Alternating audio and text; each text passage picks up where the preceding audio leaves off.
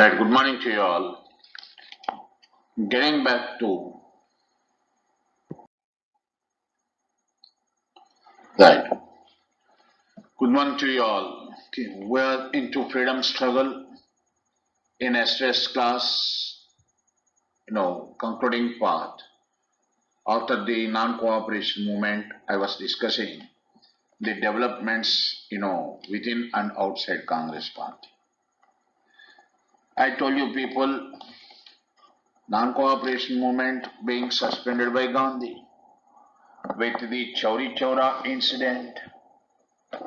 This definitely disappointed the Congress party leadership, and sharp differences started, okay, in the Gaya session 1922, okay, dividing the party on these serious differences, right, into pro changer and no changes. Okay. You see, you better know the subsequent developments connected with the Swaraj party. Okay. We can straight away go to the mainstream, but better we also know what actually were the developments that had taken place with the formation of Swaraj party. Okay. You see, when Das and Motilal Nehru, okay, they suggested for council's entry, okay, they wanted to contest the elections. You remember under Montego Chelmsford reforms, elections were held thrice. 1920, that election was boycotted by Congress party because Congress party was leading the nationalist movement. Right. Then now 1923, non-cooperation movement ended. So 1923 elections were due. Okay. So Congress party, a section of the leaders, okay, I told you pro changes. Okay, pro changes wanted to contest the election, right? And their proposal was defeated by no changes. Okay, proposal was defeated by no changes. Okay. Proposal was defeated by no changes, right? Proposal was defeated by no changes, who were led by okay, Chakravartila Rajagopalachari in the Gaya session. Okay. That's why you see both Motilal Nehru and Deshabandhu Chittaranjan Das, they resigned, okay, and left the party. It's not that they left the party means that's a separate party altogether they were forming. Okay, I told you they resigned, right? On 1st January 1923, okay, mark these things. Okay, you can note down also. On 1st January 1923, Das announced the formation of Congress Khilafat Swaraj Party. Okay, the full name Congress Khilafat Swaraj Party, otherwise called Swaraj Party, with himself as president and Motilal Nehru as secretary. Right. Then pro changers, okay, they are all pro changers. Okay, wanted constructive program to be coupled with council's entry. They are not against constructive program. Okay, constructive program of what? Strengthening Congress party, social reform programs, eradication of untouchable. These are all constructive programs of Gandhi. They are not against that. They were only for council's entry. Okay, to end the reform, to mend the council. Okay, to mend the council means let's go to legislative council and fight the British there. That's what actually their idea was, right? Then these pro changes included Das, Motilal Nehru, Subhash Chandra Bose. Okay, you may excuse me, yesterday's class by mistake, I am making a correction. In yesterday's class, I mentioned Bose as a no changer. No, Bose was also a pro changer. Bose was more under the influence of Das, Chittaranjan Das. So kindly correct the mistake I made in yesterday's class. Chittaranjan Das, okay, Chittaranjan Das, Motilal Nehru, Subhash Chandra Bose, Vittalabhai Patel, N.C. Kelkar. See, N.C. Kelkar connected with Theosophical Society of Tilak, okay, Theosophical movement, right? Okay, I mean theosophical, not theosophical, home rule movement of Tilak, right? Kelkar, okay, and Ajmal Khan, okay, Ajmal Khan, AJMAL, Ajmal Khan, and Hussein Shahid Shuhrawardi, one full name, Hussein Shahid Shuhrawardi. The Muslim leaders were there. That's why it is Congress Khilafat Swaraj Party. Okay, you have Muslim leaders also. Okay, Hussein Shahid Shuhrawardi and Ajmal Khan. They are all pro changes. They wanted to contest the elections. Then you have no changes. No changes were what? Who were against council's entry. They were not for contesting the elections to enter into councils. Right? Because you see, they were for only constructive program. If you are entering into the council means I told you, you are accepting the reforms. That's why they were not for council's entry. They were led by Gandhi. Okay. They were led by Gandhi, obviously. Well supported by Chakravarti Rajagopalachari. Rajagopalachari was the one who actually defeated the proposal of Das in the Gaya session, right? So now Chakravarti Rajagopalachari, Rajendra Prasad, okay, Vallabhbhai Patel, Jawaharlal Nehru, and Ansari, okay, M.A. Ansari. Okay. These were the ones who were for no change. They were the no changes. I will read out the names again. No changes, Gandhi, well supported by Chakravarti Rajagopalachari, okay, Babu Rajendra Prasad, Vallabhbhai Patel, Jawaharlal Nehru, and Ansari. These are all no changes. Okay. Then the problem here in the Congress party, whether to accept pro-changer or not. Okay. That's why I told you Swaraj party formation was not a split.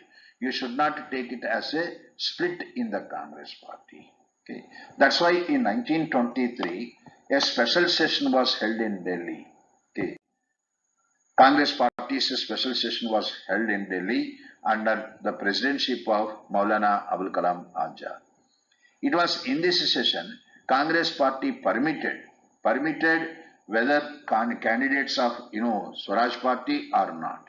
I mean any Congress party candidate can contest the elections. This was the decision in the special session held in Delhi. Okay, under the chairmanship of Maulana Abul Kalam Azad. So it is left for Congress leaders to contest or not to contest. Okay. Then what happened in the elections? No changes also participated in the elections. Okay, their no changes were not to go for councils. Please see this. I am explaining a very important point. They were not for contesting the election. Contesting the election for what? For legislative councils. That is provincial legislative assemblies. No changes were for contesting the local elections. Local elections means what? Panchayats, municipalities, Jinnah Parishads. Thereby, they wanted to strengthen social constructive program there. Hope you are getting the point. They were not for provincial legislative assemblies or state legislative assemblies. Right. They were for contesting municipalities, Jinnah Parishads and the local bodies. Okay. You see what happened? It is, these no changes also contesting the elections. Vittalbhai Patel, he became the president of the Ahmedabad Municipal Corporation. Okay. Then Rajendra Prasad, he became Municipal Corporation President, Patna Municipal Corporation. Right.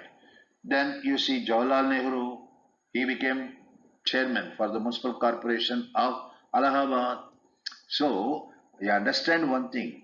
No changes boycotted the election means they boycotted the election for the provincial legislative assemblies. They contested the election and became the presidents for municipalities and the autonomous local self-governing bodies. Right. Classic example, I told you, Rajendra Prasad, Sardar Vallabhbhai Patel, Jawaharlal Nehru. Right. Now you see the performance of pro-changes. Pro-changes, you see, Das became the chairman of the Calcutta Municipal Corporation. Das became the chairman of the Calcutta Municipal Corporation. Then Vittalbhai Patel, he first became the president of the Bombay Municipal Corporation. Subhash Chandra Bose was made CEO, Chief Executive Officer, okay, CEO of Calcutta Municipal Corporation. So no changes also, contesting the elections and occupying the important posts at the local level, right?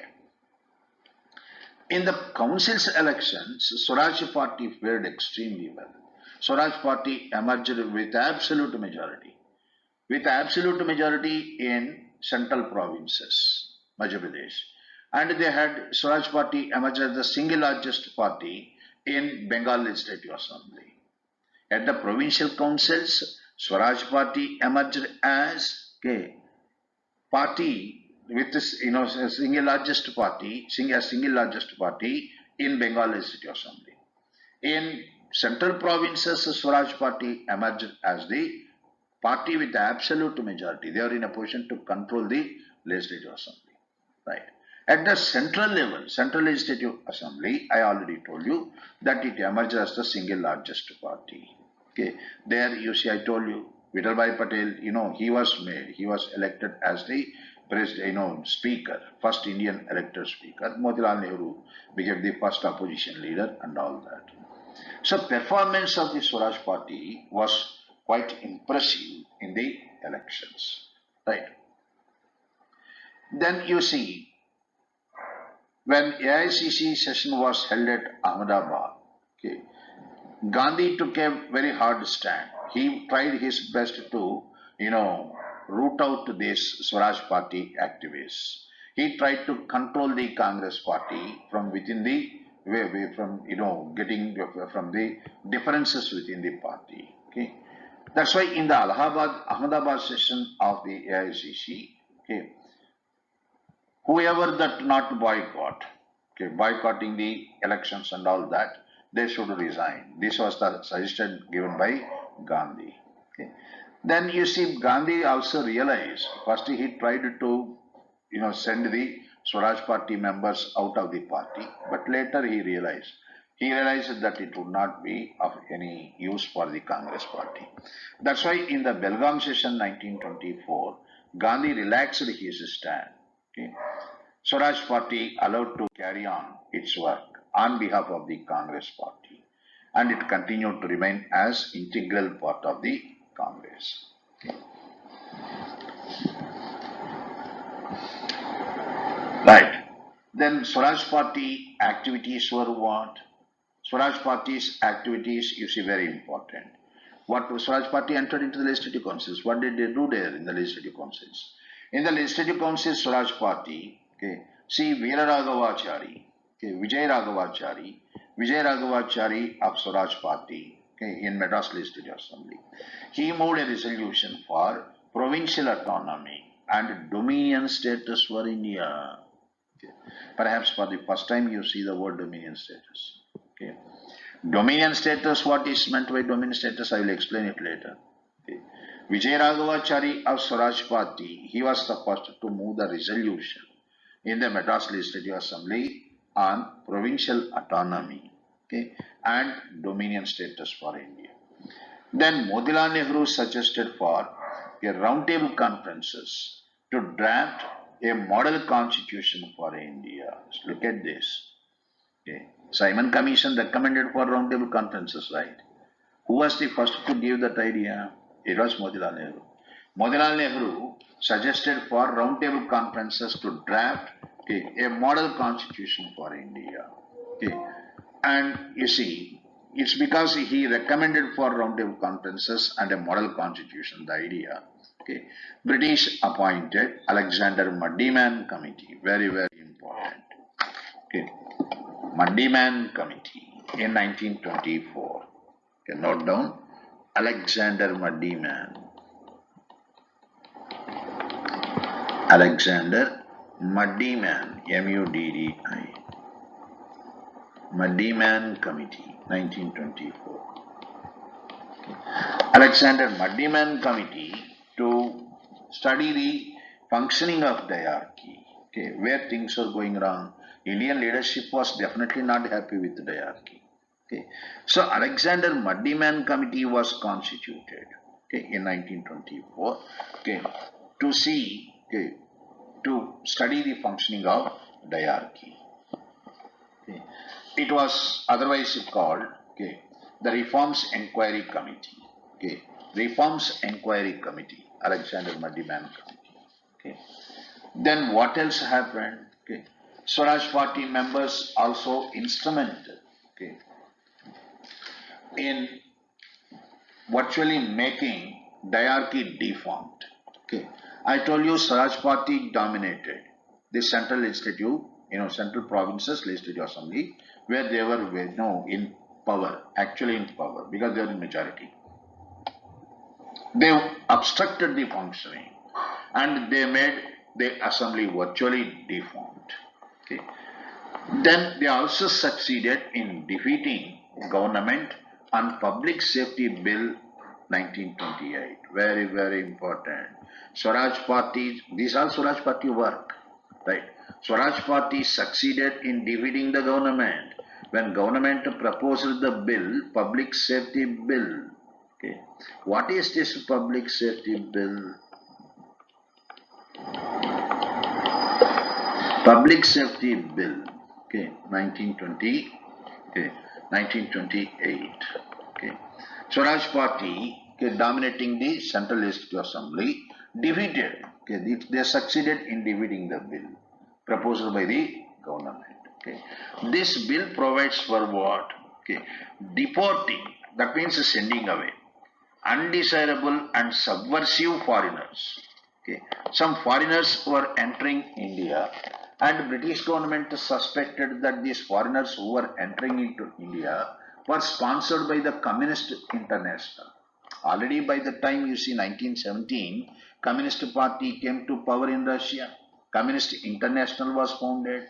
So there is a strong suspicion in the minds of the British government that some Europeans, even English, okay, from England, they were entering India with the communist, party motives, okay, propaganda and organizing against the British administration in India.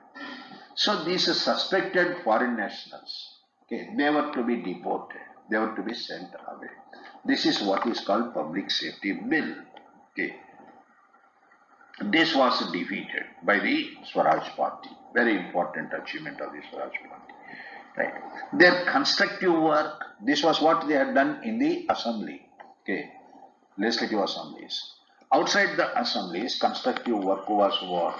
They strove for Hindu-Muslim unity and political unification and political education of the masses. Okay. Part of that, in 1926, a resolution was made for establishing Publicity Bureau. Okay, note down that. It is because of, Swaraj Party, Publicity Bureau.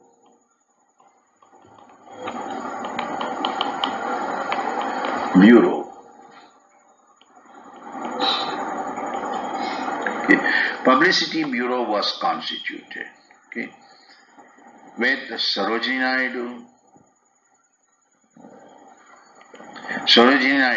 Motilal Nehru and Maulana Azad. Okay. Publicity Bureau was constituted. This bureau's main task is to promote unity, literacy amongst the people, with Sarojini Naidu, Motilal Nehru and Maulana Abul Kalam Azad as the members. Right. In the Belgaum session 1924, Swaraj Party supported a resolution on untouchability. See, constructive program means social reconstruction. Okay. Social reconstruction, social evils were there. Okay. Muslim, already I told you, while discussing Renaissance, depressed classes were, alienated, right? Now in the Belgaum session which Gandhi presided over, remember, the only session Gandhi acted as the president, it was Belgaum session 1924. Gandhi, gave a call for, making the membership fee for the Congress members. Okay, membership fee was fixed at 4 annas, 25 paise, just to attract more members into the Congress party. Right. It was in this session, Swaraj Party completely supported Congress decision on eradication of untouchability, the rights of the, Dalits for entering into the legislative bodies. Okay. So it's a social construction program, and Swaraj Party also supported the idea, banning prohibition, okay, banning, prohibition of liquor. I mean, they supported prohibition. Okay, consumption of liquor was to be banned, according to Swaraj Party. They supported it, right? Then you see what happened, what went wrong with Swaraj Party. Problems started within the Swaraj Party, dividing the party into two groups. This is very important from the examination point of view. You got questions on this. Within Swaraj Party, you see, there are two groups formed, particularly after 1925. 1925, unfortunately, that particular year, Das died, C.R. Das. That itself a major blow, I told you. When Das died, there was no man of that stature, no leader of that stature, okay, and Swaraj Party actually became a leaderless one. Okay. That's a major blow. This party, you see, communal, tendencies started outside, Congress Party. Okay. These communal differences between Hindus and Muslims started affecting the Swaraj Party. Okay. Within Swaraj Party, two groups were formed. Okay, responsivists and non-cooperationists. Okay. Better you note down this. Responsivists within the Swaraj Party, responsive, RESPONSIVISTS.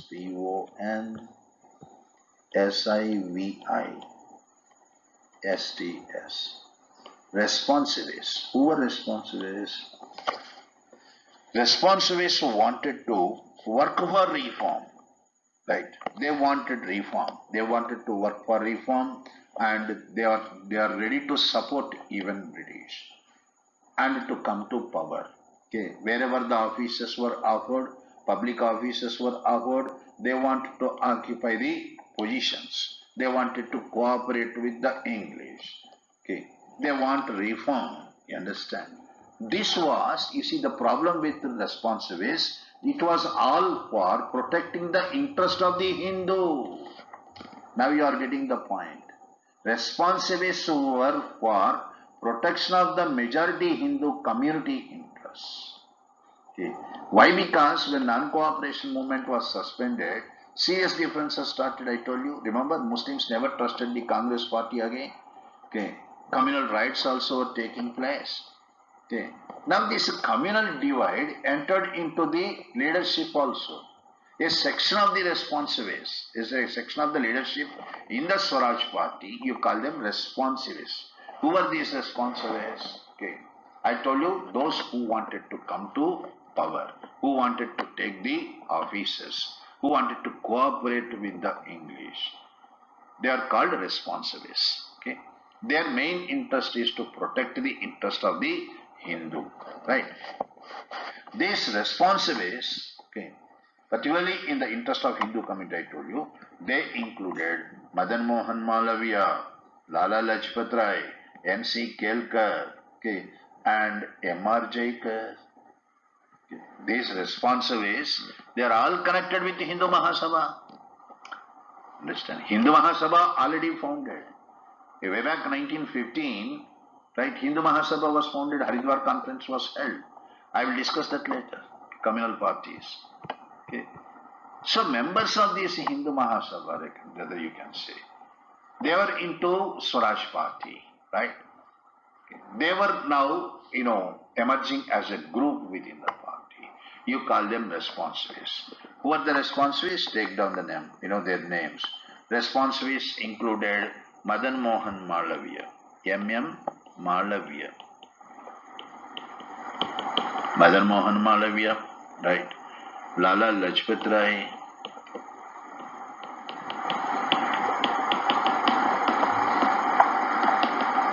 okay. N.C. Kelkar. I told you many a time, N.C. Kelkar, he led the Home Rule movement in Bombay in support of Tilak, right?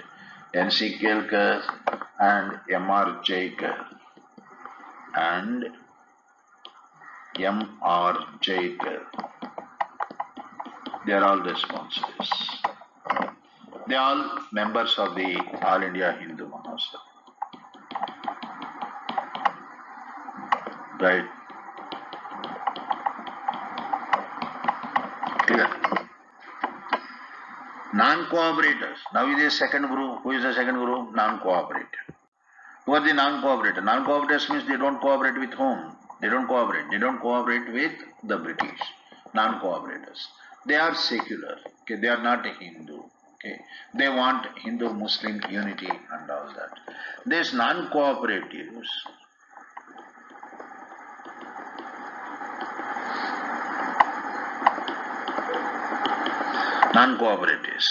they were led by Motilal Nehru.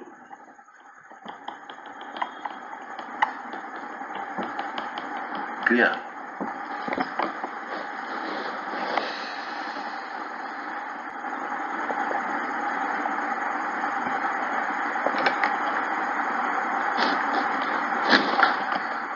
So you have two groups, right? Then you have Jinnah also founding his own group. Okay.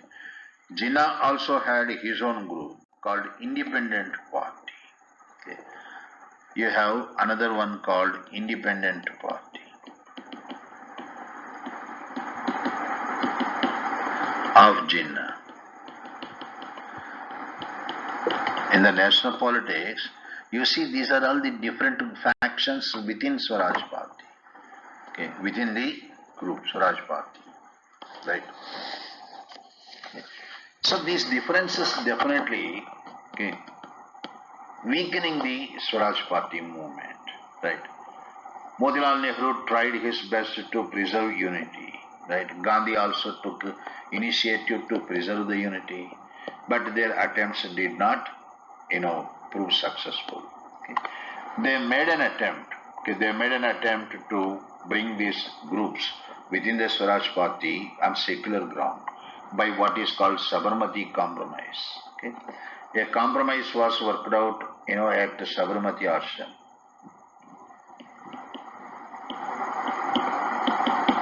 But this Sabarmati Compromise did not materialize.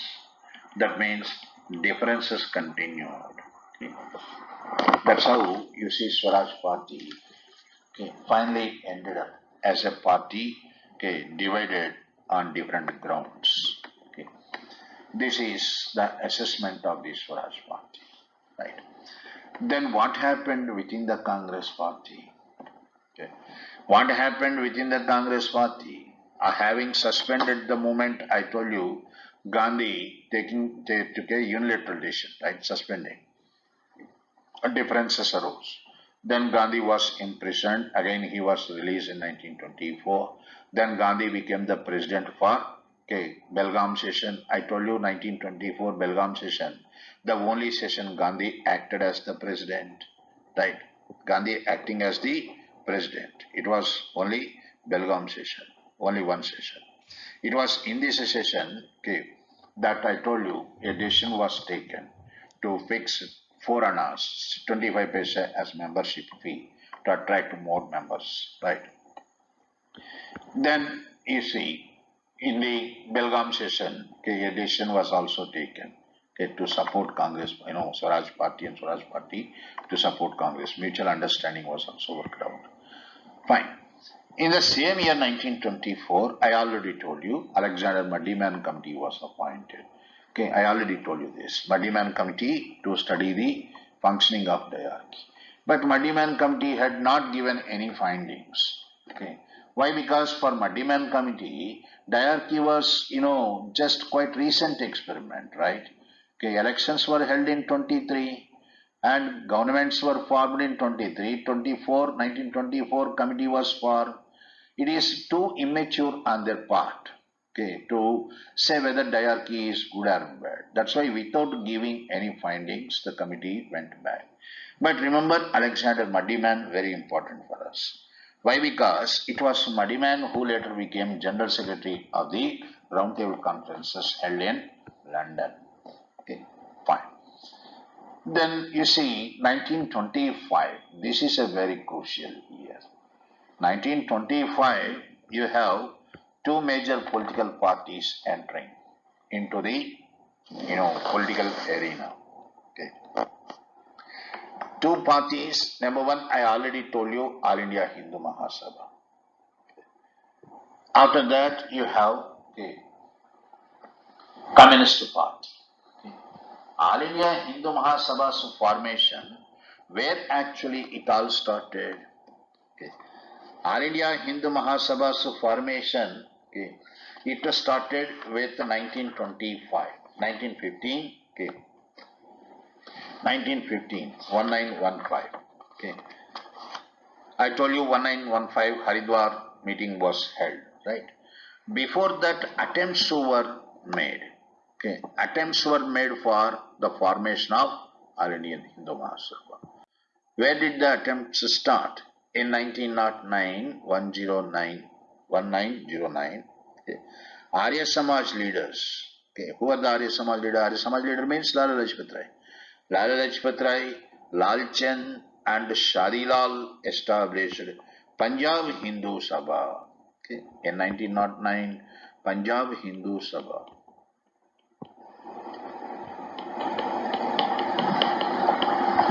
This became the basis. Punjab Hindu Sabha, founded by Lala Lajpat Rai.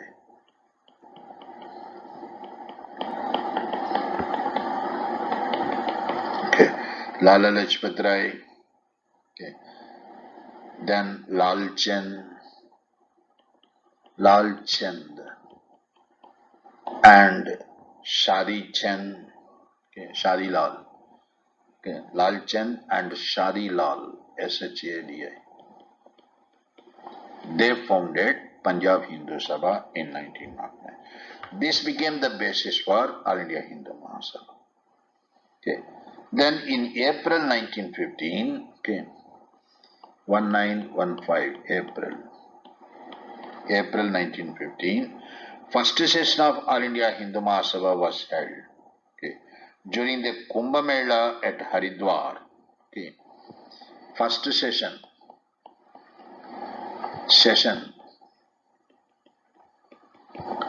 of All India Hindu Mahasabha. It was held at Haridwar.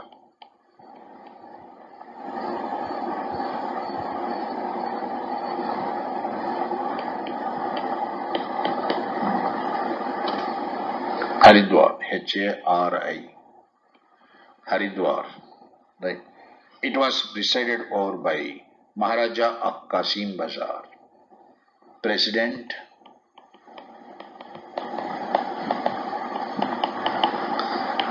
Maharaja of Qasim Bazar. You know Qasim Bazar, Bengal?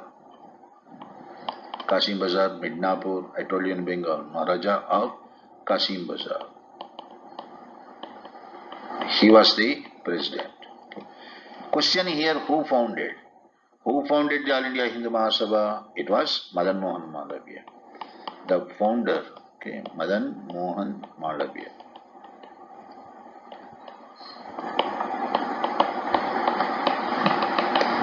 He is the founder of the All India Hindu Mahasabha, right? Then you see, Mahasabha was for Shuddhi and Sanghatan. Remember, under Arya Samaj I told you, bringing back the Hindus converted into Islam and Christianity, right? All India Hindu Mahasabha also gave the slogan Akhanda Hindustan, Akhanda Hindustan. The entire, India, Hindustan, including present Bangladesh, Afghanistan, Pakistan and all that. Akhanda Hindustan, right? Hindustan, right? It was against League's demand for Pakistan, right? You see, it became a full-fledged political party, even though it announced officially its formation. Officially, it was announced its formation 1925. 1933 onwards, it became an active political party. 1933 onwards, it was active political party, right? In 1938, you have V.D. Savarkar becoming the president, you see. V.D. Savarkar, right, we are, the BJP government is planning to confer Bharat Ratna on V.D. Savarkar, right? V.D. Savarkar became the president and continued to remain as the president, right? It was V.D. Savarkar who introduced the idea, Hind Rashtra. Okay. V.D. Savarkar introduced the idea, Hindu Rashtra. Right. This means majority Hindu India. Muslims, better you understand that you are a minority, accept that Hindus are the majority. This is what is the concept. A very dangerous proposition. Okay. You see, you have to reconcile with the realities. Okay. You have to accept the minority communities. Right. But unfortunately, you see, this idea started with that. Okay. And I should say, it was, V.D. Savarkar who introduced the idea, two-nation theory. Okay. This started with him also. Two-nation theory. Okay. I will explain two-nation theory. Okay. Hindus, Muslims, two different nations. They can't live together. That is the concept. Okay. I will explain that when I go to, further this, freedom struggle. Then you see after, V.D. Savarkar, you have Shyam Prasad Mukherjee. Shyam Prasad Mukherjee, another popular leader of Hindu Mahasabha. Shyam Prasad, SP. Prasad, Shyam Prasad Mukherjee, highly nationalistic. Okay. He also became the head of Hindu Mahasabha. They are all connected with Hindu Mahasabha. Right. Then you have in 1925, the same year you see, when the formation was announced officially, you have RSS founded. Rashtriya Swayam Sevak Sangh by Hegdewar. Hegdewar founding the RSS, Rashtriya Swayam Sevak Sangh. As you see, it's a organization, volunteers organization for promoting, protecting the Hindu culture, ideology, values, and all that. Rashtriya Swayam Sevak Sangh, Hegdewar. This foundation you see at Nagpur, right? You can make out here, okay, with All India Hindu Mahasabha and RSS, all this formation of RSS, Hindu majority communalism was becoming quite assertive, right? Quite assertive, definitely. Okay.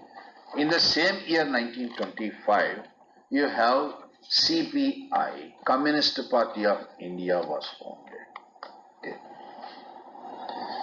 League was what? When All India Hindu Mahasabha was founded, RSS was founded. Okay. There were, I told you, communal tensions were taking place. The reaction of the Muslims was Tabligh. Remember Tabligh? Very recently it was, in news. Okay. Tabligh and Tanjim, right? These movements started within the Muslims. Okay. Within the Muslims, Tabligh, Tabligh. What is Tabligh? Tabligh means propaganda. Go for propaganda. Against Hinduism and against Christianity. Okay. Why? Because you see in Punjab, northwestern provinces, Punjab, other areas of northwest, Arya Samaj activities turned quite extensive. Christian missionaries also started, proselytizing, conversions and all that. Against that, within Muslims, you see Tabligh started, propaganda. Tabligh and Tanjim. Tanjim means organization. Tanjim. Okay. This Tanjim means ORG, organization. These two things started, okay, as branches within the Muslim community. Right? Fine. Then what happened? You see, I said Communist Party was founded, CPI. Okay. CPI was founded, okay, in 1920. I am explaining very important things, kindly note down. Okay. CPI, okay, Communist Party of India, actually founded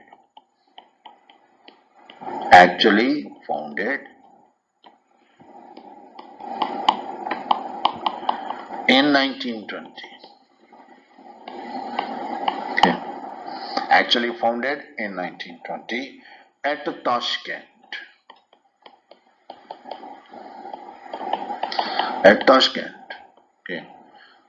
You know what happened was when Lenin founded Communist Republic in Soviet Russia, Communist International was established. Okay. I will make the difference now between socialism and communism. It is, appropriate context for you people to know about this, right? Generally, we are using these words as synonyms, right? Socialism, communism, and all. They are not, they are different. Okay. What is socialism? Okay. You have a separate chapter called socialism in world history. Okay. I will discuss that, God permits sometime later. Okay. Because I have not dealt with world history for any batch of you people. Okay. Sometime in future we will see.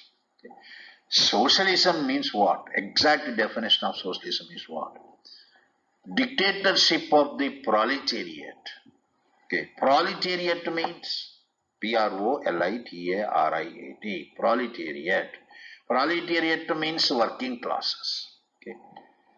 Socialism means dictatorship of the working class. Working class on what? When working class establishes its dictatorship on factors of production. What are the factors of production? Land, labor, capital and organization. Land, labor, capital and industry or organization. You call these four as factors of production. In any country, in any place, if workers come together and establish their control, okay, on factors of production, then it is called, okay, socialism. This starts with one country or one place. Okay. Put a full stop there. That is socialism. Dictatorship of the working classes and factors of production. There are other concepts, other ideas connected with socialism. That's all different. Communism means okay, socialism all over the world. Okay. For Karl Marx, socialism, if it starts with one country or one place, it will not remain there. It will definitely spread to other parts. Okay. From one country to the other parts, a situation will come where entire world would be socialistic. Whole world will turn to socialism. When socialism takes place all over the world, then you call it as communism. Are you understanding? What is communism? Communism means global form of socialism. Socialism all over the world, all over the globe. Then it's called communism. Clear? Now coming back to the point here, when Lenin founded Soviet Socialist Republic, Communist Republic, now he wanted to bring communism all over the world. That's why Communist International was founded. Communist International. Okay. With the purpose of promoting communism all over the world.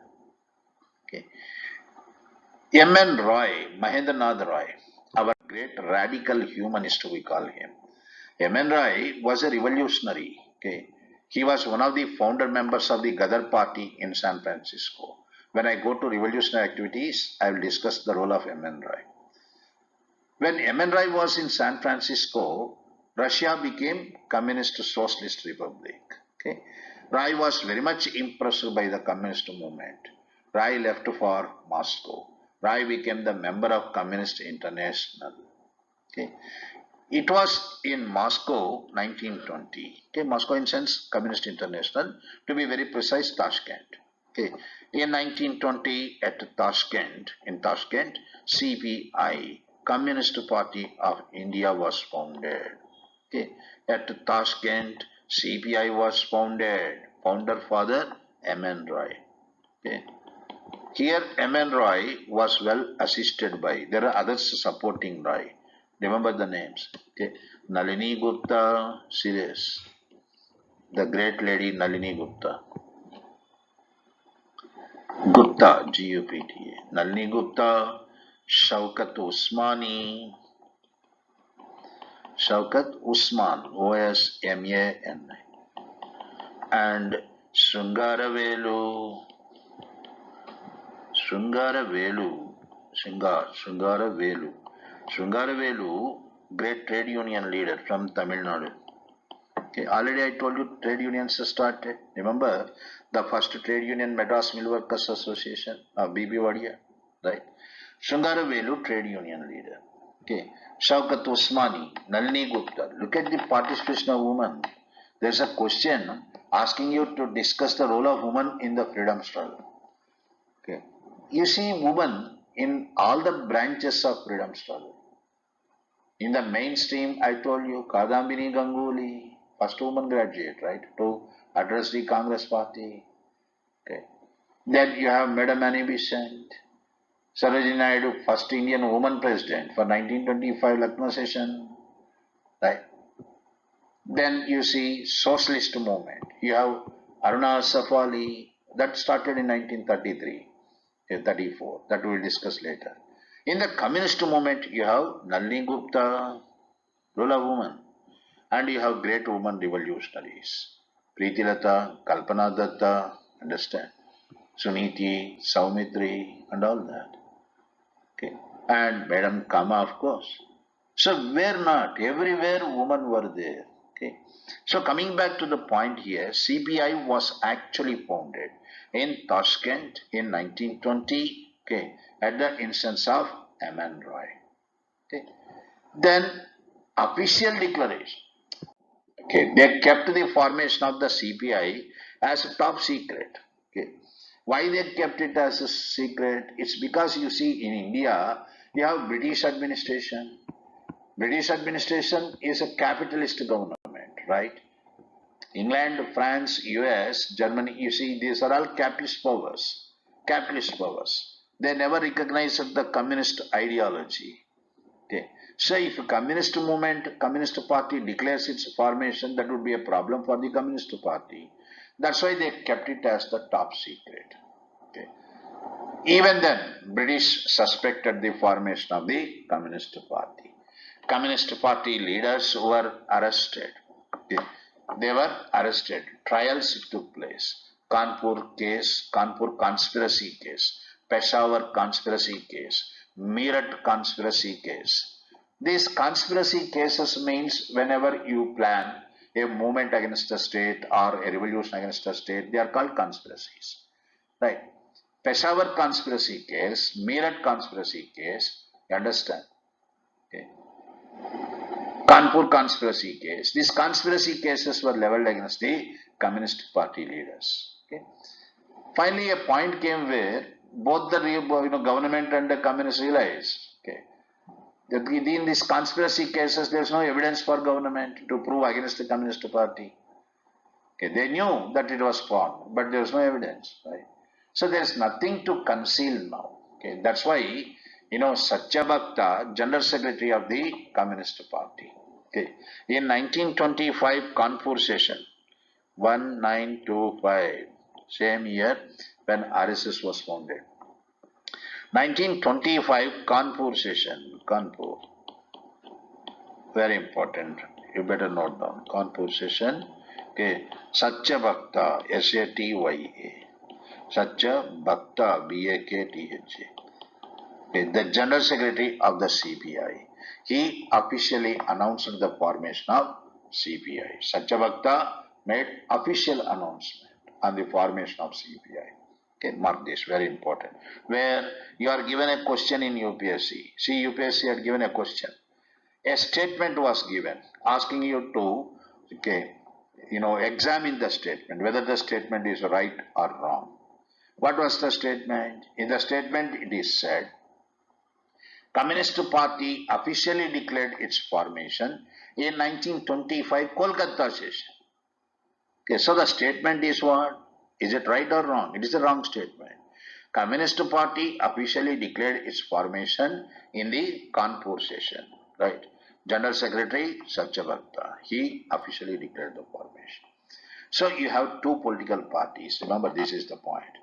Two political parties, okay, All India Hindu Mahasabha, okay, including, you see, RSS and, RSS is not a political party. Hindu Mahasabha is a political party. Then you have, CPI, right? After this 1925 to 27, okay, there was no political activity in India. Okay. No political activity. From 1927 onwards, okay, the political atmosphere in India got charged up. Now I am going to discuss the background for civil disobedience movement. What all happened now onwards, it was all, the background for civil disobedience movement. In other words, factors and the reasons for civil disobedience movement. Why civil disobedience movement? What actually caused from 1927 a great political activity again in India? Okay. You see, in 1927, Prime Minister of England, Stanley Baldwin, okay, Conservative Party, Stanley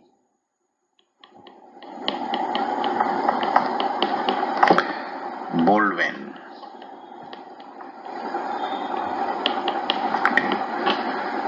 Prime Minister of England, Conservative Party, he announces the formation of Simon Commission.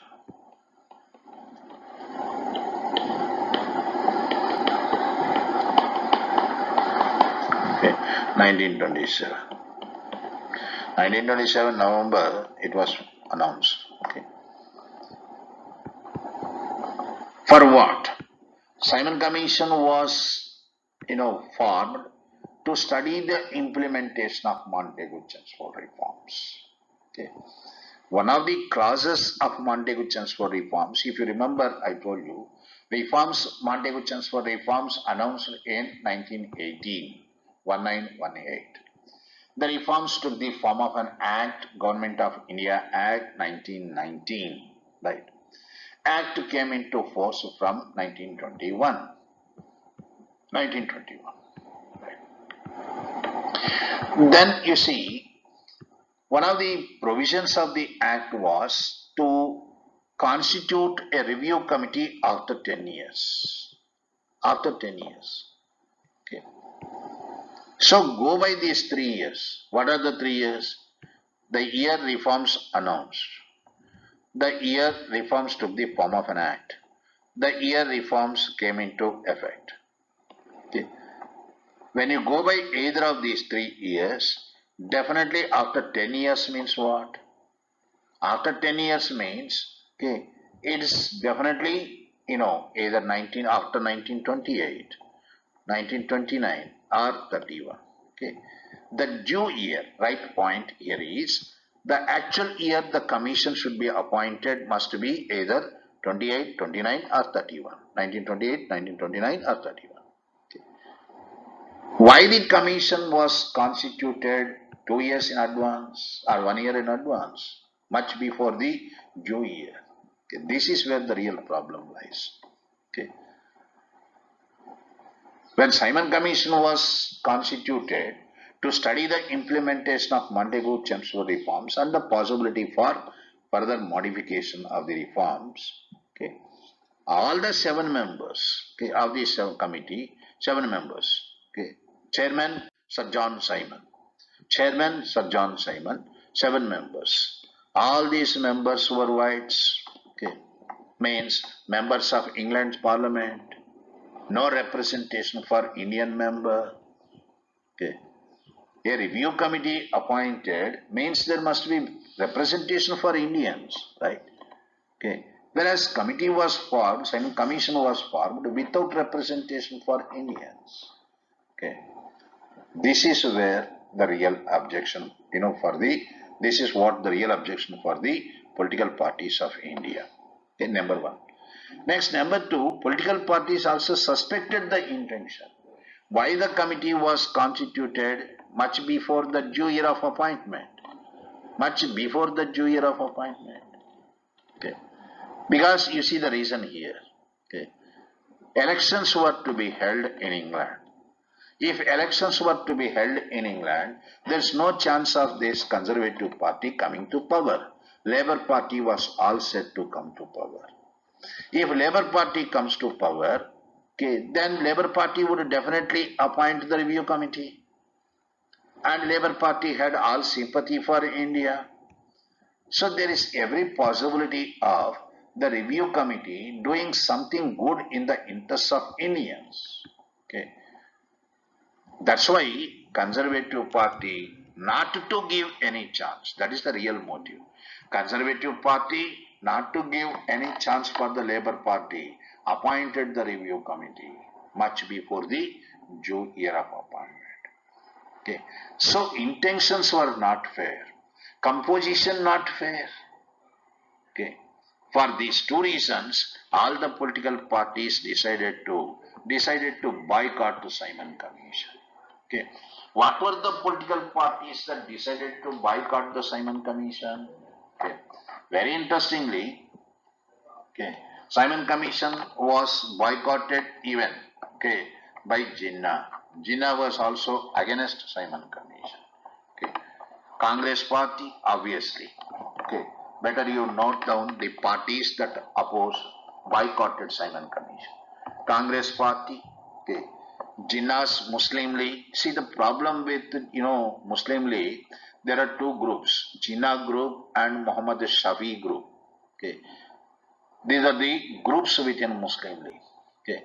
A group led by Jinnah. Okay. A section of Muslim League led by Jinnah. Okay. They were against Simon Commission. Okay. Then Liberal Federation. This Liberal Federation, okay, it represented princely states. Liberal Federation led by Tej Bahadur Sapru. Okay. Tej Bahadur Sapru. It also rejected Simon Commission. Okay. Then Indian Industrial and Commercial Congress is an organization for industry, trade and commerce. Okay. Hindu Mahasabha, okay, they all opposed Simon Commission. Okay. Note down, parties opposing Simon Commission. Parties opposing Simon Commission. Parties opposing Simon Commission, Congress. Right. Then Muslim League under Jinnah. Okay. Then Liberal Federation.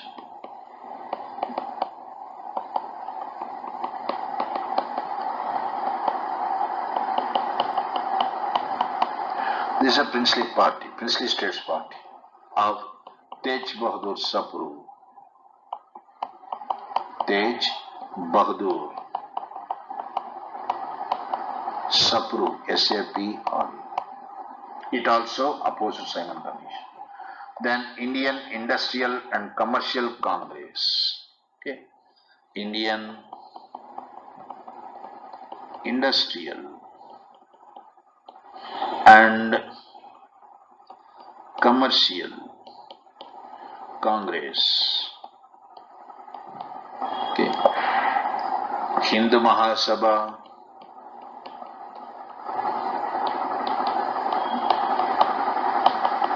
Okay. Even Communist Party. Okay. CBI also opposed it. The formation of Simon Commission. Then there are other parties welcoming Simon Commission. This is very interesting. Okay. Parties welcoming Simon Commission. Okay. Parties welcoming, Indian political parties welcoming Simon Commission. Okay. Justice Party. Remember Justice Party? 1916, anti-Brahmin movement. Justice Party contested the elections, right? 1920. Formed the first elected government in Madras. Justice Party always opposed Congress Party as party dominated by Brahmins. Remember? I told you Justice Party's opposition to Congress Party meant opposition to nationalist movement. Justice Party pro-British. Okay. Then you have, All India Depressed Class Association Federation of Dr. B.R. Ambedkar. Dr. Ambedkar supported Simon Commission. For you see, Ambedkar, it's an opportunity to express your, reservations, your, problems with regarding constitutional reforms. What is the point of boycotting the Simon Commission? So welcome, Dr. Ambedkar welcomed it. Then you have another one, okay, Unionist Party in Punjab. Okay. Unionist. It's a Muslim party, Unionist Party of Punjab, Unionist Party in Punjab. Okay. It also welcomed Simon Commission. These three parties supported Simon Commission. All other parties boycotted Simon Commission. Clear? Now what happened? Understand? Simon Commission came. And Congress Party. You see, Congress Party in its National Congress meeting, 1927 Madras session. Madras session presided over by Dr. Ansari. Okay. INC Madras session, Indian National Congress, Madras session, Chennai. Okay. This session presided over by Ansari, Dr. Ansari. Okay. It gave a call for boycotting Simon Commission. Boycotting Simon Commission at every stage and in every form. See that? That is the slogan. Simon Commission to be boycotted at every stage. At every stage. And in every form.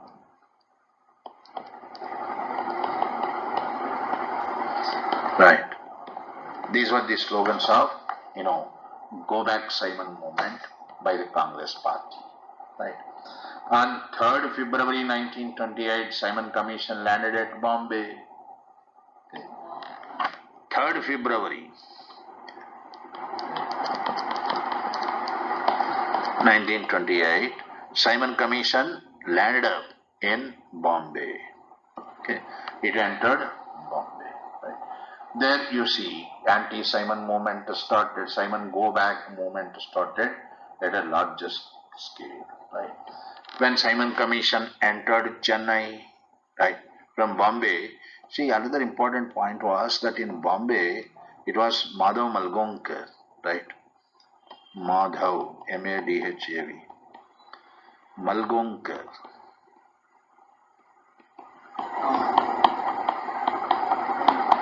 Okay. He led anti-Simon movement in Bombay. Right.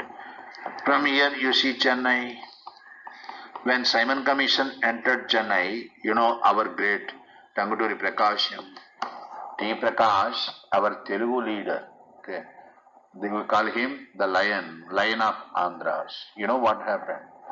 Okay, when police threatened to attack, Prakash, physically attack, Prakash did dare the police, showing them his bare chest. Okay. When they aimed at Prakash, when they threatened to fire upon Prakash, okay, he did dare police to fire upon him, showing his bare chest. For that you call Prakash, okay, the Andhra Kesari, the lion of Andhras. Right. From there you see Simon Commission entered into Lahore. Okay. In Lahore, Lala Lajpat Rai led a Mammoth rally. Okay. Mammoth rally against Simon Commission. Unfortunately, Lajpat Rai Lati charged. Okay. Lajpat Rai Lati charged on the orders of James Scott. Right. Scott was the SP, Superintendent of Police, James Scott. He was the Superintendent of Police who ordered for Lati charge. Constable, that Lati charge, Wishart. He Lati charged Lajpat Rai. Right. Bhagat Singh, Rajguru, Sukhadev, in the Lahore conspiracy case, okay, they shot dead Sanders. Sanders was Assistant Superintendent of Police, ASP. Okay. In a mistaken identity. They were actually waiting for Scott, okay, Superintendent of Police. Right. In the mistaken identity, Okay. When Sanders arrived at the spot, okay, they killed Sanders. Right. What you study it as Lahore conspiracy case. And the revolution activities will do that. Okay. Unfortunately, Lajpat Rai succumbed to the injuries. Okay. He died on 17th November. Okay. Lajpat Rai died on 17th November, right, 1928. Okay. Lajpat Rai died. This is a major shock for the nation. Our great leader, okay, died due to Lati charge. Okay, that's why Bhagat Singh's Hindustan People's Republican Association, the political party, revolutionary party, gave the press note. Okay, press note. Okay, the very day when Lajpat Rai died. Okay, disgrace on the part of the youth. Okay, to see, okay, a great leader respected by millions and millions of Indians died in the hands of an unworthy fellow. Okay, that too Lati charged. Okay. The revolutionary is not scared of death. Death is the shadow of the revolutionaries. Right? Revolutionaries would definitely go for retaliation. We are revolutionaries. We hate violence. Right? Okay. But that is the language, unfortunately, the British understand. Okay. Look at the statement. So you see, the death of Lajpat Rai definitely created a lot of commotion. Okay, in the political circles. India had to mourn very silently the death of great leader. Okay. So political atmosphere of India was definitely getting charged up. Right. Then you see the Secretary of State. Secretary of State when Simon Commission was formed was Birkenhead. Lord Birkenhead, Birkinhead. Birkenhead was the Secretary of State for India. Okay. The Secretary of State for India challenged the political parties to come together, political parties of India to come together and draft a model constitution, okay, acceptable to all the political parties. Right? The problem is what? When Simon Commission entered India, political parties boycotting the Simon Commission. That irritated the Secretary of State for India. You political parties of India, you are not happy with the political reforms, Monteaguchans for reforms. Okay, it's for your sake we sent a review committee. Instead of you cooperating with the review committee, you are boycotting the review committee. Okay. Can you draft a constitution for yourself acceptable to all? You can't do that.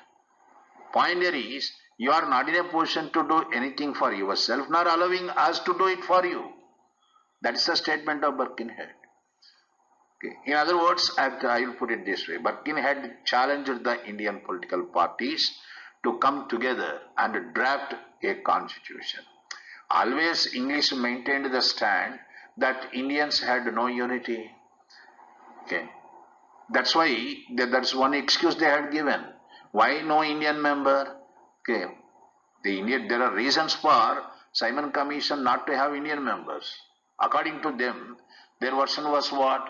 Number one, Simon Commission was constituted by Parliament and it is answerable to Parliament, right? So only British members of the Parliament should be the members. Okay, number one. Number two, Indian political opinion, very much divided political opinion. Hindu-Muslim, rivalry was there. Hatred was there. Communal tensions were there. So how to give representation for Indian leadership? These were the reasons they put forth. Understand? Lord Birkenhead, now Secretary of State for India, challenged the political parties to come together and draft a model constitution acceptable to all. Okay. No objection for British to implement it. Okay. So this is an open challenge, a challenge for the Indian leadership. What are the implications of his statement? Implications of his statement, number one, no unity amongst the political parties. Number two, Indians not competent to draft the constitution. That also implied. Okay. Now the political parties of India decided to accept the challenge. They wanted to prove Birkenhead wrong. That's why an attempt was made to call for all-party conference. Okay. All political parties conference was held. Okay. All political parties conference was held, okay, to draft a model constitution. Okay. In the meanwhile, what happened? Okay, Jinnah, okay, he presided over Muslim League conference in Delhi. Okay. In December 1927, there are all developments in 1927. December 1927, okay, Jinnah presided over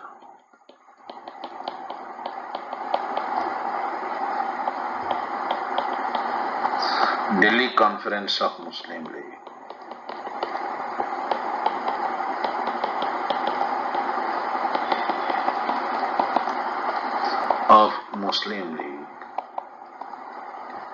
In this Delhi Conference of Muslim League, certain proposals were made. What were these proposals? Okay. Sindh must be separated from Bombay Presidency. The problem is, you see, Bombay Presidency, okay, Sindh in present Pakistan, it was part of Bombay. There is, lot of gap, you see, geographical setup is not convenient to be like that. That's why you see, one proposal was Sindh must be separated from the Bombay Presidency. NWFP, that means Afghanistan and Balochistan, reforms were to be carried out. Okay, they should be treated, as separate provinces. Another, idea was, okay, these are all proposals. Another proposal was that NWFP, that means Afghanistan and Balochistan, should be treated as separate provinces. Muslims must have representation in central legislature, that is, present Parliament Bhavan, then called Central Legislative Assembly. Okay. It should be either 1/3 of the total or more than that. That means Muslims should get not less than 1/3 of the seats in the Central Legislative Assembly. Okay. Then you see representation in Punjab and Bengal. There Muslims constitute a majority. It must be on the basis of population. Okay, to ensure Muslim majority. Okay. Where Muslims are minority, they must have reservation of seats. Okay. To the extent to Muslims represent, get the point. The extent to Muslims represent in the population where they constitute majority, to that extent they must have reservation of seats. Okay. Where there are minority, not less than 1/3 of these seats must be reserved. Okay. These are the important provisions, right? Okay. Jinnah put forth, right? And Congress, you see, accepted most of these provisions. Congress party, okay, in the session 1927, you remember, Madras session, accepted the proposals, right? Now coming back to, Simon Commission and its developments, Lord Birkenhead challenging the political parties and all that. Okay. All-party conference was held. Okay. All-party conference was held. Okay. In February 1928. Okay. In February 1928, All-Party Conference in February 1928. 1928. Okay. And it was presided over by Ansari, M.A. Ansari.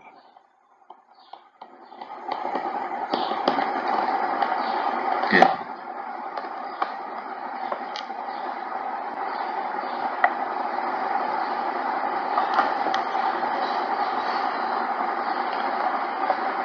See, the purpose of the conference was what? To work out for constitution. Okay. To draft the constitution, right? And you see, the political parties, all the political parties represented there. Okay. Now this conference constituted a subcommittee. Follow this very carefully. A subcommittee was constituted under the chairmanship of Motilal Nehru.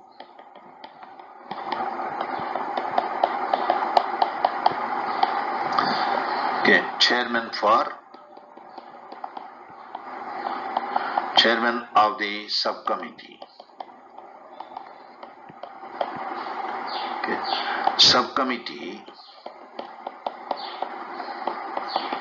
to draft the constitution. Right. That's why the committee is called Motilal Nehru Committee. Okay. This committee, okay, it was formed in May 1929. May 1929. Right. It was given 3 months' time. The committee constituted the members. Who are the members of the committee? Committee given 3 months' time to draft the model constitution. Motilal Nehru Committee. Members of the committee: Motilal Nehru, chairman; Tej Bahadur Sapru, right? Ali Imam, okay. M.S. Annie, Mangal Singh, Shubh Qureshi, okay. And G.P. Pradhan, Subhash Chandra Bose. Okay. Members of the committee, again I read the names: Tej Bahadur Sapru, right? Motilal Nehru, chairman; Tej Bahadur Sapru; Ali Imam, right?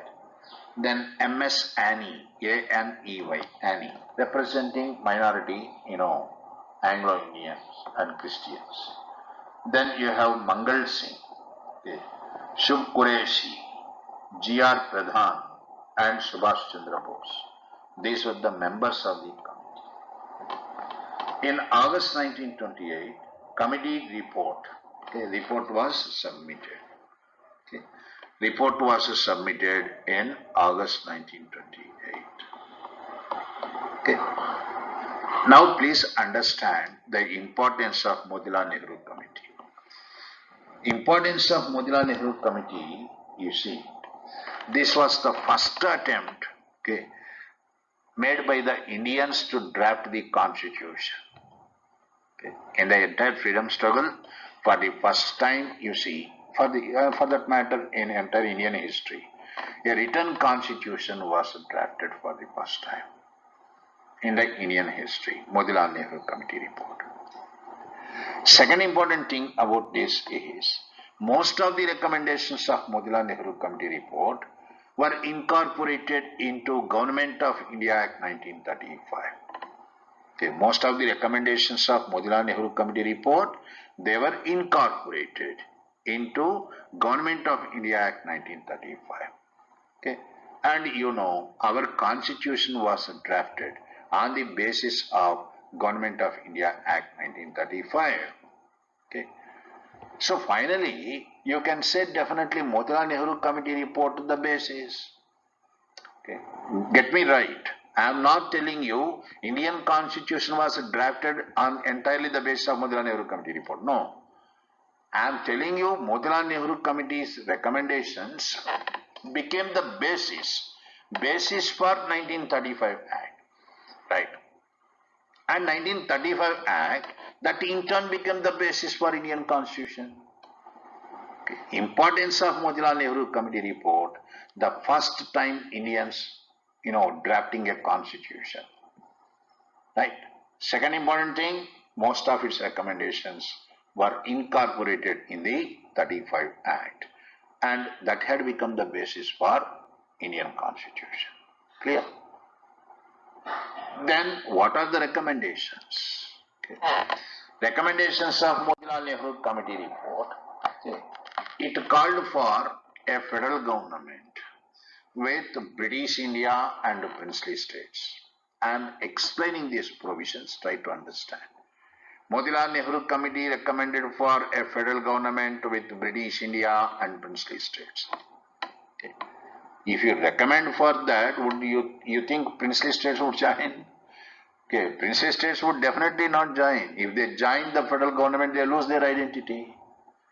Okay, even 35 Act also said the same, but after that also they never joined. Okay, it's that the princely states never joined.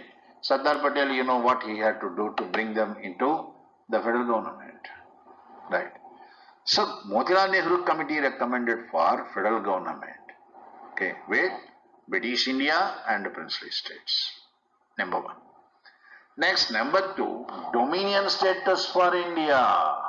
Okay. This is very important. What do you mean by dominion status? Okay. First time you see this expression, dominion status. Dominion status means India must have constitutional status in the British Empire as other dominions. Understand?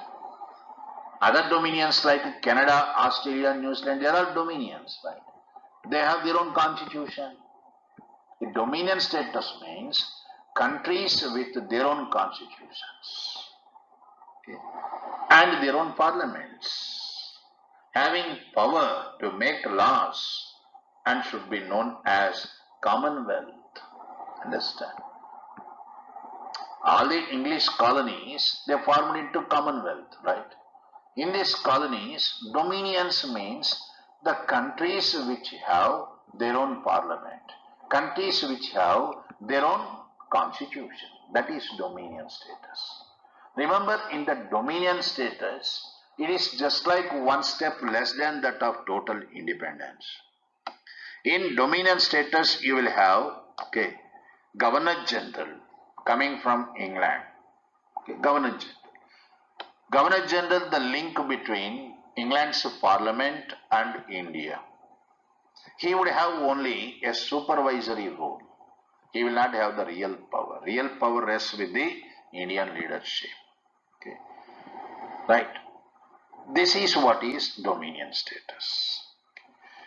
A status one step less than that of total independence.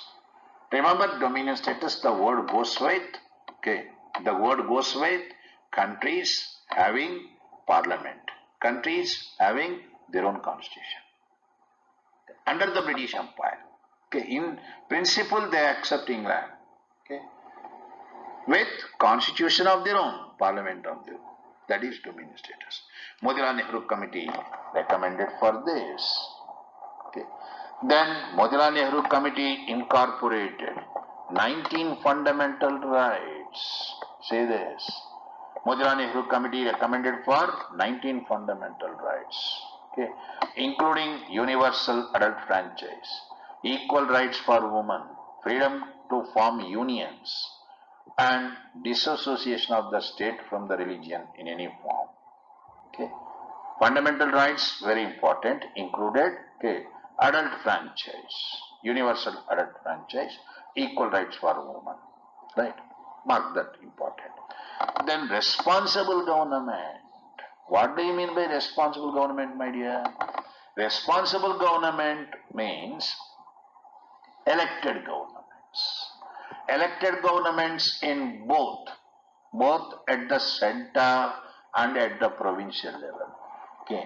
When I open up this for discussion, you have your doubts clarified. The recommendations of Motilal Nehru Committee report, okay. Number 1, federal government. Number 2, dominion status. Number 3, fundamental rights. Okay. Number 4, okay, I told you, okay, responsible government. What is a responsible government? Elected government. Elected governments at the center and the provinces, states. Okay. That means no diarchy. Motilal Nehru Committee report asked for abolition of diarchy. Elected governments with all subjects of power. Okay, you remember, under diarchy there are reserved power subjects and transferred subjects. Now Motilal Nehru Committee is asking for elected government with all subjects of power. Nothing like reserved and transfer. Everything for Indian leadership. Right? Bicameral legislatures. Okay. Bicameral legislatures. Okay. Then you see, these recommendations were all acceptable to all the political parties. Motilal Nehru Committee recommendations. Most controversial part of the report was, you see, this is the problem. Separate communal electorates for the Muslims rejected. Okay. Motilal Nehru Committee report, okay, most controversial part, separate communal electorates for the Muslims rejected. Okay. This is where you find Jinnah, okay, becoming more vocal and aggressive Jinnah. If you remember, I told you Jinnah, secular Jinnah. Okay. Jinnah never accepted the word minority for Muslims. Remember? First when he entered into the politics, Jinnah, a different Jinnah, you see Jinnah. Okay. Secular, in a sense, he never accepted the word minority for the Muslims. Secondly, Jinnah, secular Jinnah, he never was for religion into politics. Right. But after 1925 particularly, when RSS was formed and within the Swaraj party, you see responsibilities, okay, they opted for All India Hindu Mahasabha and all that. Okay, communal rights were taking place. Jinnah was definitely a different Jinnah. Reason here, he was thoroughly disappointed when non-cooperation movement failed. I told you the reason. He was not for Muslims to be brought into political struggle, politics on religious grounds. Okay. Failure of non-cooperation movement disappointed Jinnah. Then Jinnah realized, okay, no point in remaining secular. In other words, Jinnah realized the role of religion in politics. Okay, practical politics convinced Jinnah that religion does matter. Religion, convinced Jinnah that religion did matter in day-to-day life and particularly in politics. In politics, right? So you see, he's a different, Jinnah altogether. But let me tell you, even then, in private life, Jinnah remained secular. Okay. In private life, he remained secular. He was using religion now for a political end. Right? Earlier, he was not the same. Earlier, he never used religion. Now, he was convinced that religion is a factor, a force in politics. Right? The leader who opposed separate communal electorates, the leader who opposed the word minority, now he started championing the cause of minorities, separate communal electorates. Okay. Jinnah's objections were, number one, separate communal electorates must be there. Right. Number two, provincial autonomy be given. Okay. Absolute autonomy be given to the provincial legislative assemblies. Okay. These were the fundamental things, and guarantees must also be given to the minorities. Okay. Why Jinnah was particular about these things? Okay. You see, if Motilal Nehru Committee report is accepted, that's a new constitution, right? Elections would definitely be held. In that case, wherever the Muslims constitute a majority, okay, Muslim League's governments would be formed. Okay. There is every possibility of Muslim League's governments in Punjab, Sindh, and Bengal. These are the places where Muslims constitute definitely majority. There is possibility of Muslim League forming governments there. Now the question here is, any guarantee that the center dominated by Congress party allowing these provinces to function properly? Okay. Fundamental question, okay. Any guarantee there by the center dominated by the Congress? You can't stop Congress party coming to power, right? They definitely capture power at the center. Majority party. Okay. So if Congress party coming to power at the center, would it ensure functioning of these provincial governments freely? There is every possibility of center creating a problem for the states. That's why Jinnah wanted provincial autonomy, is guarantee against the power of the center.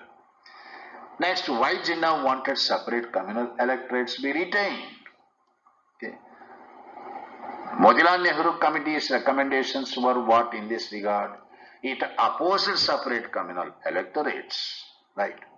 It was for reservation of 1/3 of the seats for Muslims in Central Legislative Assembly, okay, and for Muslims wherever they constitute majority. Get these things very clear. Motilal Nehru Committee recommended for reservation of 1/3 of seats for the Muslims in Central Legislative Assembly, and 1/3 of the seats wherever they constitute a majority. But these seats, general electorates, not communal electorates. Okay. Hope you are getting the point. It's only general electorate. Where the Muslims constitute majority. Okay. I told you Muslims constitute majority in Punjab, Sindh and Bengal. Okay. There Muslims have every right to contest for majority seats. Okay. And definitely they will win. There won't be any problem for Muslim. But wherever the Muslims constitute a minority, Motilal Nehru Committee recommended for 1/3 of seats for them in the general electorate, not in the communal electorate. Is it clear? Only general electorate, not communal electorate. Okay. On the basis of Muslims' representation in the population, Muslims constitute 1/3, right? 1/3 seats must be reserved in the general electorate for Muslims, wherever they constitute minority. 1/3 of these seats for the Muslims in the Central Legislative Assembly, right? Where they constitute a majority, it is, up to them. They could contest the seats, okay, any number of seats, okay, wherever they constitute a majority. Okay. Now, Jinnah's objection for this is, it's a valid objection also. Okay. Muslim League candidate contesting in the general electorate, okay, means all would have the right to vote, not only Muslim, okay, non-Muslims also would have the right to vote. Clear? If a Muslim League candidate contesting in the general electorate, okay, generally the problem here is most of the voters would be non-Muslims only, even though it is reserved for Muslims. Why? Because most of the Muslims were illiterate. Right to vote was, on the basis of literacy, criterion literacy. On the basis of literacy means majority Muslims were illiterate. Okay. So Muslim candidate contesting in the general electorate, he would win the election with the support of the non-Muslim only. So that representation would be for non-Muslim but not for Muslim. Okay. There is reason there, you understand. That's why Jinnah was for separate communal electorate. Jinnah drafted his 14-point formula. Okay. He drafted his 14 points. Okay. 14 points. Okay. 14 points. Okay. To secure certain guarantees. Okay. To secure certain guarantees on, okay, for the Muslims. 14 points included, I told you, provincial autonomy, effective representation for minorities, right? Muslim representation in Central Legislative Assembly, right? There are all guarantees, okay, communal liberty, communal veto, any bill that goes against the interests of the Muslims shall be vetoed, right? Separation of Sindh from Bombay Presidency, all whatever that all mentioned earlier. 14 points. Okay. But you see, unfortunately, okay, Congress party rejected these things. Okay. Rejection of, the Muslim League, report, Congress parties, Motilal Nehru Committee report, okay, that created the major problem. Okay. Muslim League's demands rejected, okay, by the Motilal Nehru Committee report. Okay. A section of the Muslim League accepting the report, okay, that there is a divided opinion, okay, there is a divided opinion within the Muslim community, okay, right.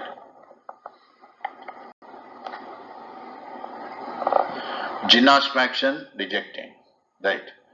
Then Muhammad Shafi's faction accepting it. Okay. Right. Finally, Jinnah faction rejecting the report. Okay. Clear? Motilal Nehru Committee report rejected. It is rejected by a faction of the Muslim League. It is that Motilal Nehru Committee report was rejected by a faction of the Muslim League. British also rejected it. You remember the condition? It must be acceptable to all the political parties. Right. Now Muslim League rejected it. A faction of the Muslim League. So it is also not acceptable to the English. Okay. That's why the stalemate continued. A deadlock took place on that. Okay. Whereas Congress party, all the other political parties agreed for the Motilal Nehru Committee report, and they were very particular to see that the report must be implemented by December 31st, 1929. A deadline for the implementation of Motilal Nehru Committee report setting December 31st, 1929. Okay. Ultimatum was served for the implementation of Motilal Nehru Committee report. Whereas British remained undeterred. They remained with the stand that the report not acceptable to Muslim League, that way it is not acceptable to British also. The other important developments were in 1928, Bardoli Satyagraha took place in Gujarat. On the directions of Gandhi, Sardar Patel, he organized the Bardoli Satyagraha in Gujarat against hike in the land revenue, land tax. This is what actually, it is an attempt to gear up the peasant community, to again mobilize the people, peasant community for the next movement, the civil disobedience movement. So the deadlock continued between the Congress party and the British on the question of implementing the Motilal Nehru Committee report. Right. In the meanwhile, 1929 October, Deepavali declaration was announced, was made. Deepavali declaration was made by Governor General, Governor General Irwin, saying what? Deepavali declaration saying that Simon Commission agreed with the viewpoint of the political parties. According to Deepavali declaration, 1929 October, Simon Commission also agreed with the viewpoint of the political parties that diarchy was not functioning well. Abolition of diarchy accepted. In the absence of diarchy, what type of administration the political parties want in India? To discuss that, Simon Commission recommended for all parties conference. Simon Commission recommended for roundtable conferences in London. This is called Deepavali Declaration. You may ask me a question. Motilal Nehru Committee already, worked out, drafted the constitution. So better they implement the constitution. I said already, it was not acceptable to Muslim League. Right? It is that it's not acceptable to Muslim League and Jinnah came out with his 14-point formula. It is not acceptable to, British also. So, Deepavali Declaration invited political parties to be prepared for participating in the roundtable conferences. Right? Congress party rejected it. Congress party's stand was no need of roundtable conferences. All political parties already discussed what type of administration they want. Again, holding roundtable conferences means creating a problem. That's why Congress party insisted, on the same stand to implement Motilal Nehru Committee report by December 31st. So that way the deadlock continued. It was in this turn of events, right, the historic Lahore session was held. And let me tell you, before going to that, there is another important development also. Motilal Nehru Committee report was not also accepted by a section of Congress party. Within the Congress party, you have three leaders who are not happy with the Motilal Nehru Committee report. Who were these leaders? Son Jawaharlal Nehru, Jawaharlal Nehru, not definitely happy with Motilal Nehru Committee report. Subhash Chandra Bose and Satyamurthy, these were not the Congress party leaders, these were not happy with Motilal Nehru Committee report.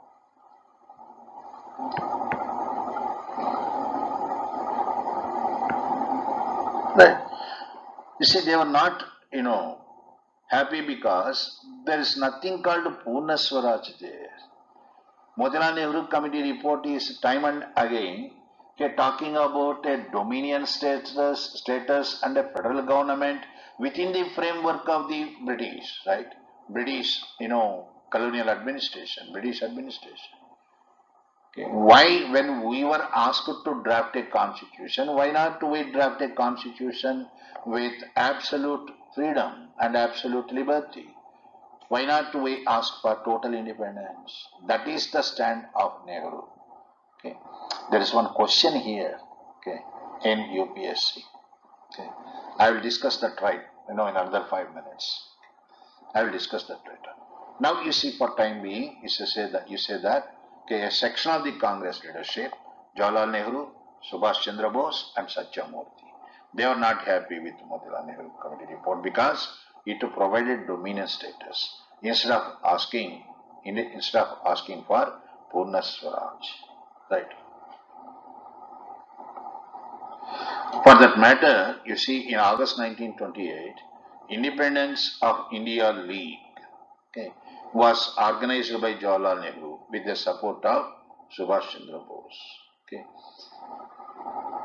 Then you see, Srinivas Iyengar acted as the president. Okay. They are not happy, I told you, Motilal Nehru Committee report, right? Okay. They organized Indian Independence of India League. Independence of India League was organized by Nehru. It is not a party, it's just a group within the Congress party. Okay. They were against dominion status. Okay. They were for total independence. Okay. And they are also for Indian Republic on socialist lines. Okay. See this. They were against dominion status. They want complete freedom. And they were for Indian Republic on socialist lines. This is called Independence of India League against Motilal Nehru Committee report. Right. But all said and done, I told you, Congress party, majority party accepted Motilal Nehru Committee report and they set the deadline, okay, December 31st for its implementation. Okay. Now, historic Lahore session was held, very important. 1929 Lahore session, historic. 1929. Historic Lahore session.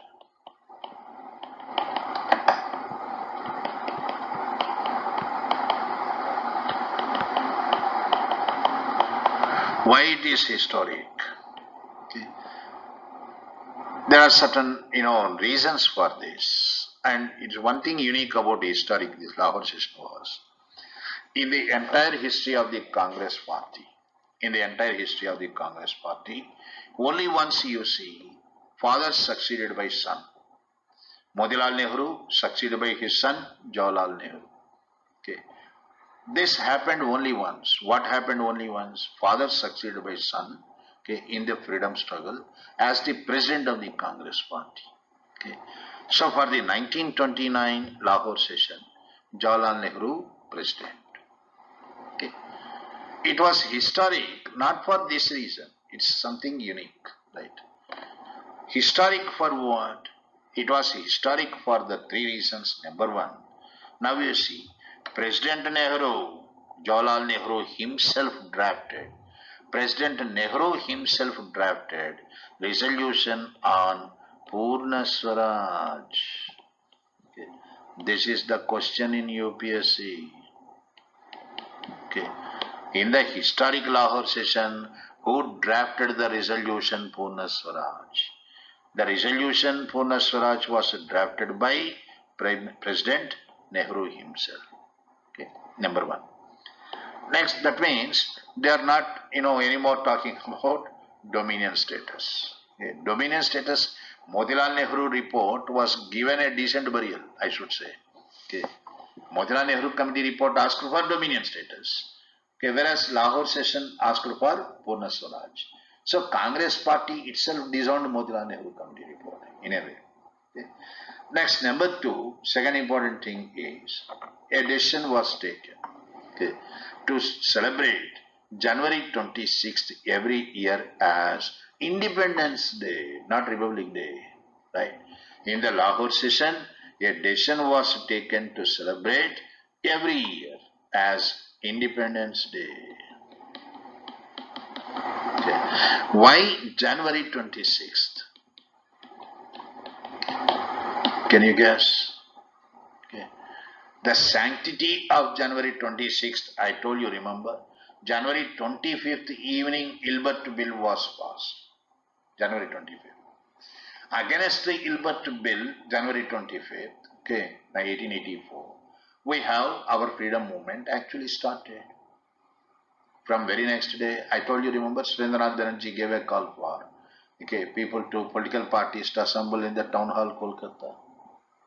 So, sanctity of January 26th, our freedom struggle started on that particular day. In memory of that, okay, invoking that particular date, it was decided to celebrate every year January 26th as Independence Day. Don't say it Republic Day. When Constitution came into force, we declared it as Republic Day, right?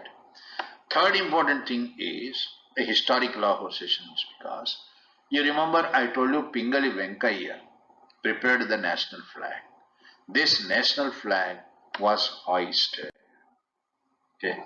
National flag, the tricolor flag, was hoisted for the first time by the Congress party in the Lahore session, right, 1929. President Jawaharlal Nehru. For these three reasons, it was historic session. Okay.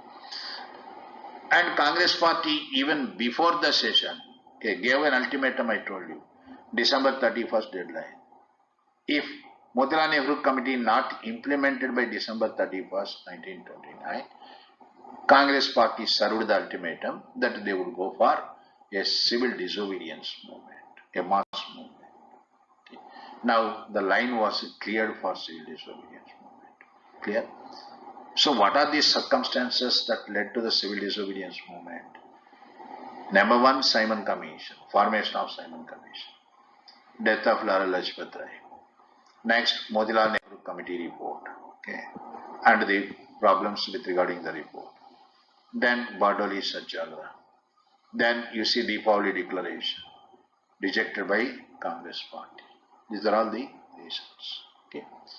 Now another important thing. Now it is decided that Congress party is definitely going for, okay, a movement, civil disobedience movement. Okay. In the Lahore session itself, Gandhi declared Deshabhakta Konda Venkatapayya. See this. In the Lahore session, Gandhi made, okay, Deshabhakta, you call him Deshbhakt.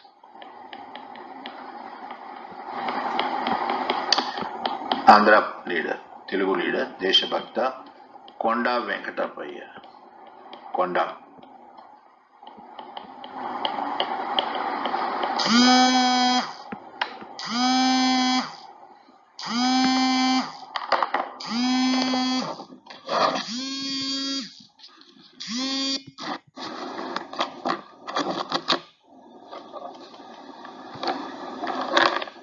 So in the Lahore session, you see, Gandhi declared Deshbhakta Konda Venkatapayya as his,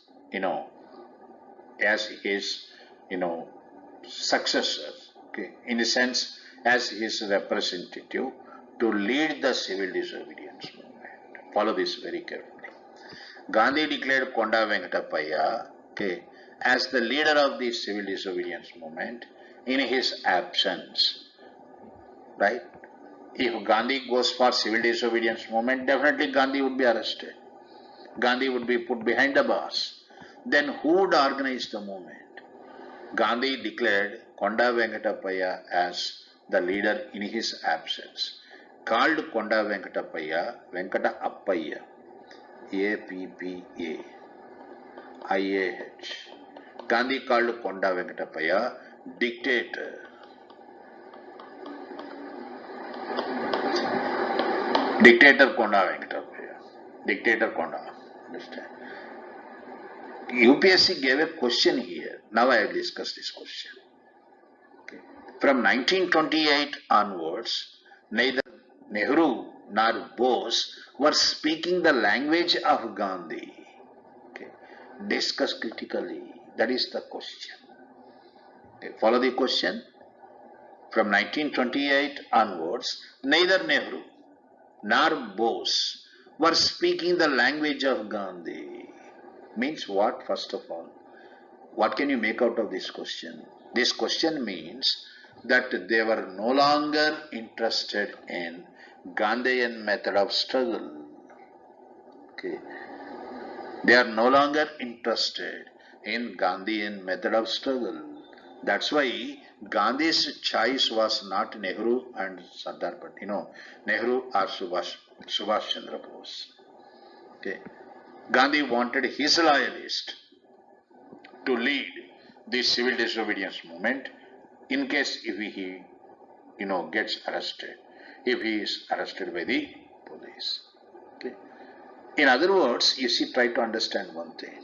Okay. Within the Congress party, Nehru and Bose were getting more and more attracted towards socialism. Okay. I already told you what is meant by socialism. Why Nehru was attracted towards socialism? Nehru participated in the Brussels Conference, Communist International Conference. There in the Brussels Conference, Nehru was very much inspired by, he came under the influence of Ho Chi Minh. Have you heard of Ho? The great Vietnamese leader, Ho Chi, C-H-I, Minh, M-I-N. Ho Chi Minh, right? You must have heard of this slogan, Ho Chi Minh, fight, we shall win, right? PDSU, SFI people, they give these slogans, right? The great Ho, okay, who liberated Vietnam from France, US, you understand, in the civil war, right? Communist leader, okay, he had exerted tremendous influence on Nehru, number one. Then Nehru visited Russia. Russia, already by the time Stalin was the, president of the Soviet Union. Russia achieved remarkable progress under Stalin's 5 years plan. We borrowed 5-year plans, you remember? Nehru was impressed very much by the great progress Russia achieved under Stalin. Okay. I mean, Nehru was coming under the influence of socialism. Let me tell you, my dear, it was Nehru who openly declared that he was a socialist. First Congress party leader, I should say, who openly declared that he was a socialist, it was Nehru. Bose was also very much attracted towards socialism.